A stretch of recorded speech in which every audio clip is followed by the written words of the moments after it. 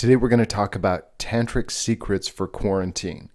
A lot of people are hanging out at home, not a lot to do. There's only so many times you can vacuum and mop the floor.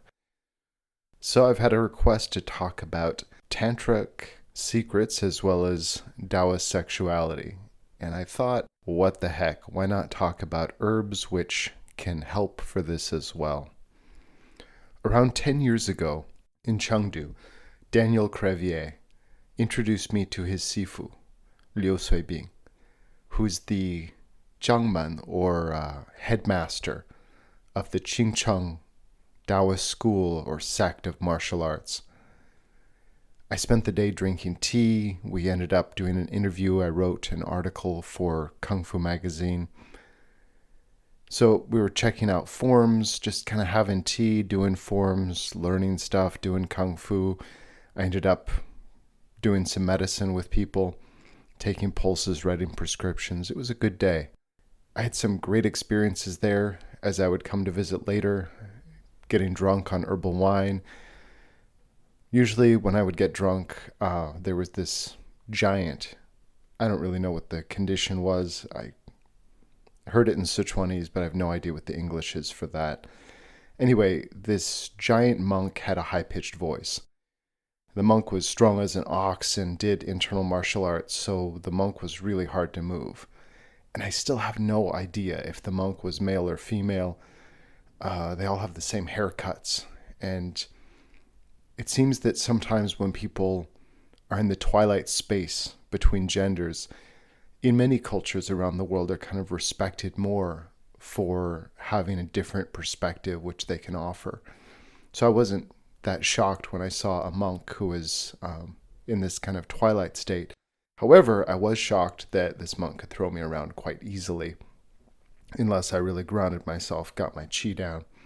So this is something we just did. We would get drunk on herbal wine. Someone would be like, hey, you think the foreigner can take the giant?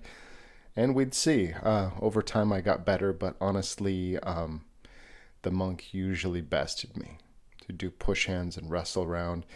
Then when tourists came, it was kind of like game off, and we would, pretend to be just having tea or meditate or something. And then when they passed by, it was game on again. So I did this several times because it was just an hour outside of Chengdu, and it was a place that really just called to my soul in a way I can't really explain. It's generally cool and moist there, but there's this tropical buzzing to the landscape. It's a place very much alive with wild-growing herbs, volcanic activity. There's hot springs nearby, and it's one of the birthplaces of Taoism. Now, they claim it's the birthplace of Taoism. However, Lao Shan, Wudang, they all kind of say that. And they're probably right because, Taoism, as it came to be known, you've got to think early China was kind of like, I think of it like you have different Native American groups or different Germanic groups, and maybe they have very similar belief structures because they're all cousins, right? So getting that kind of formalized into, I guess, a practice or religion, it would make sense that they might all think that they had the origin point. So I'll say it's one of the origin points. And it's in the foothills of the Himalayas, and travel between Ome Mountain and Qing Cheng Mountain and Tibet has been going on for millennia. There's been a lot of cross-pollination of ideas from India and Tibet with the indigenous Taoist traditions of China. Some of the Qigong practices incorporate ideas which are clearly Vedic in origin. They're very open about that. It's not a group of people or an area where, ideas like nationalism, yeah, they have those, but there's these deeper traditions that are there. And they've, had buddies who are Tibetan Buddhists since forever. So one day I was hanging out with Liu Suibing and his crew, and he decided to introduce me to a friend. In the back of Qing Cheng Mountain, there's a private temple. It's this secret temple that you can't just go to. You have to, first of all, be led there, know the way, and have an invitation. It was this gorgeous temple, almost like a palace with many rooms on the top. Just very, very serene, very clean. It was built by a famous writer from Hong Kong. She was apparently the reincarnation of Tibetan monks and set up this Buddhist temple on the back of Qing Cheng Mountain. And she used traditional construction techniques with careful alignment and careful attention for the feng shui. And the feng shui in this case was really like the building and construction technique. So it wasn't just like, oh, move your bed here and you'll have good luck. She was really proudly telling us that during the 8-point earthquake in Sichuan, which happened like 10, 15 miles away from this temple in Dujiangyan, she didn't lose one tile off of her roof. So that's how well built this place was. And she explained that the house was built regarding the hills, not as solid, but as waves which would inevitably move over time. The building was designed flexibly in order to take this into account. So you can just get a sense for the amazing deep culture in this area. So we were there having tea. It's a group of us in this pagoda having green tea, just locally grown on the property, variation or variety of Juyeqing green tea. It was just otherworldly. It was, I was in the company of kung fu masters, monks, and people who follow the way, even with different lineages or approaches, all just chilling out, all enjoying each other's company. So we chat for a while and sometimes just enjoy silence together and really let the scenery come through. Maybe one guy would light up a cigarette, which, the air is so pure there. It's not like it's disturbing the environment. We'll just kind of hang out. I believe on that occasion, the head abbotess's dog kept humping this guy's leg. That's reality, right? That happens. So, yeah, it was just a very, very lovely day that we were spending there.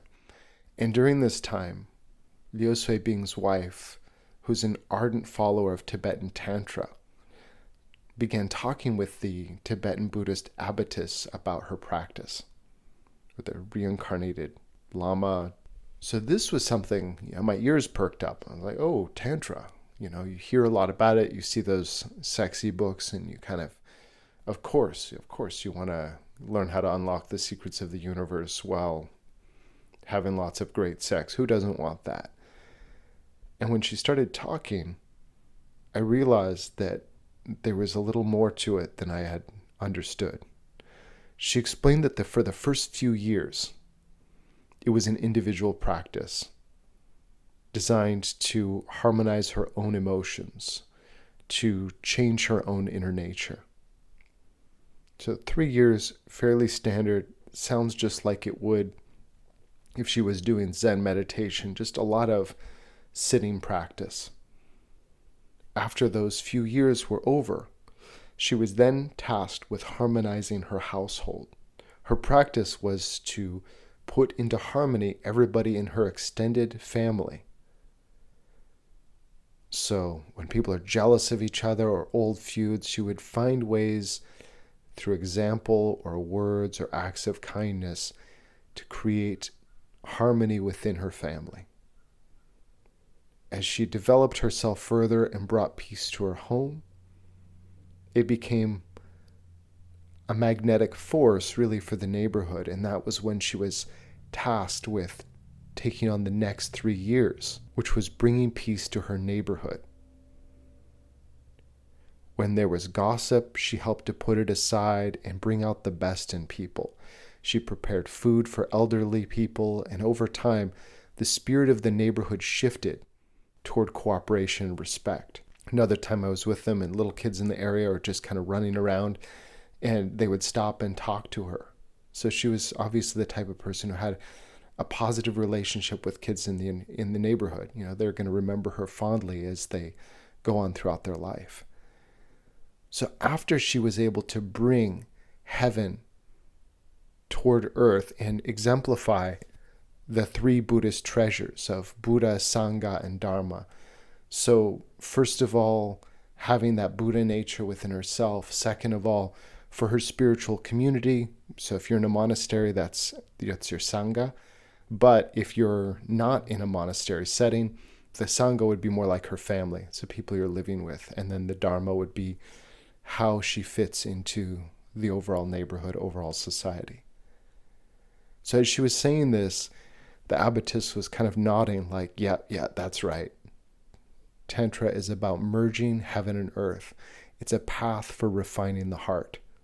And this was a side of it that I had never seen in the West, with tantric seminars where people meet up to presumably mate.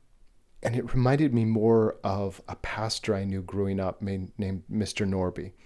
So he had this small church, a non-denominational church, and about half the members were Taiwanese because he would teach English for free. So a lot of Taiwanese people, when they came over, they couldn't speak English very well, but they were university students, and my stepdad was one of them. So as they learned English, they became members of his church. But he had this small 1960s ranch house with a backyard, and every square inch of this garden was used for food. He had bees and fruit trees, and he would produce a surplus of food and honey, and he would share that with everyone in the neighborhood. And his wife would bake pies and food and bring that to older people. And most people didn't even know he was a pastor, because he wouldn't say, "Hi, I'm Pastor Norby, come to my church." He strongly believed that if he provided a good enough example, that people would ask, and then he would tell them. So he just made his neighborhood a kinder place to be. This is closer to Tantra that I saw in China, in the foothills of the Himalayas, than what it is that we're sold in the West. It's not that sex is evil and spirituality is good. I'm not coming from that place at all. It's that at the heart of it, it's about merging heaven to earth. And beyond the sexual metaphor of that, it's about life in the larger sense, as well as the smaller. It's holographic and holistic this way. So how do we bring heaven to earth in this quarantine time? If we were to follow the example that she provided, it would be to first meditate for ourselves, bring that good nature within ourselves, because whether we admit it or not, this change, this fear, this stress affects all of us. So we can refine our own natures first, to be a little kinder and gentler in our responses. And as that spills over, we can cultivate kindness and respect, and then that can spill over into the larger community as we make sure that older people are getting groceries and not going to the grocery store themselves. We can make grocery store runs for older people in our family and neighbors and check on them without necessarily being up close and personal. This practice, as I found it, was about love and community. The sexual positions were secondary, and they came after 9 years of practice. Create more fondness for your own heart, for your family, for your community. When these are overflowing and joyful, your sex life will flourish as well. This is the authentic tradition as I found it among Chinese and Tibetans who practice this. It's much less important to press your perineum and walk around with jade eggs in your vagina. This may be part of certain practices, but it's not the bulk of it.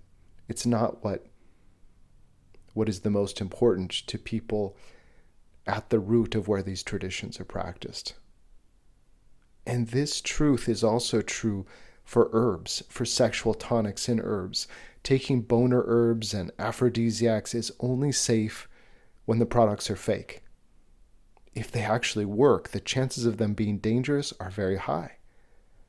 We want to refine the communication between the heart and kidney, between the neuroendocrine system, rather than simply cranking up hormones, which can easily become toxic. This is also about merging heaven and earth metaphorically with our hypothalamic pituitary adrenal axis. It's more important to clear the heart and relax. Tend to your psychology and lower your cortisol so your hormonal precursors such as DHEAs naturally restore themselves. As they say in Buddhist meditation, keep your heart cool and your feet warm. The same rules apply to Qigong, meditation, herbs, and neurochemistry. The school of thought doesn't matter so much as the order and the methods. Overall, you're merging heaven and earth. You want to clear the heart before you fill below with warmth. This was the secret I learned from Kung Fu masters, monks, and TCM doctors. There's a common denominator in the teachings, particularly in this place where Taoism and Tibetan Buddhism have mingled as friends for millennia. Thank you so much for listening to the Botanical Biohacking Podcast. I'm your host, Dr. Andrew Miles.